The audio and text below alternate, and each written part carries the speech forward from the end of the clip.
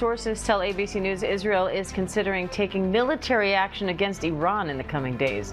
President Trump confirms the U.S. is removing some diplomats and their families from parts of the Middle East because of escalating tensions between Israel and Iran. ABC News senior Pentagon reporter Luis Martinez has more on that. So, Luis, what's the latest and what's Iran saying?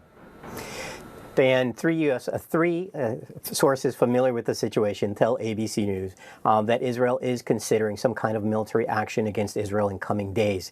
Now, it's unclear if the United States is going to provide any kind of logistical role or intelligence role. The sources familiar with the situation did not have any information that indicated that, but it is possible. Now, what we have heard as a response from Iran is from Iran's president, who essentially said that they will continue to enrich uranium, and that if there are any of their facilities are destroyed, that he vowed essentially to rebuild them.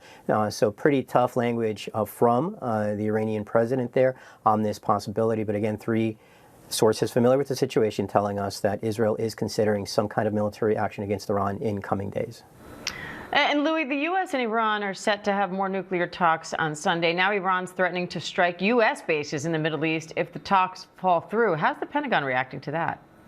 Well, Steve Witkoff is scheduled to have a sixth round of negotiations with the Iranians in Oman this Sunday. That's according to a source who's familiar with that information. What we do know is that yesterday, as you mentioned, the United States State Department and the Pentagon essentially authorized or ordered civilian dependence in some of the countries, specifically Iraq, Kuwait, Bahrain, to leave the region. Now, I think part of what that is based off of the concern that Iran may retaliate if there is an attack against the Iranian nuclear facilities, that they may retaliate not just against Israel, but against U.S. facilities in the region.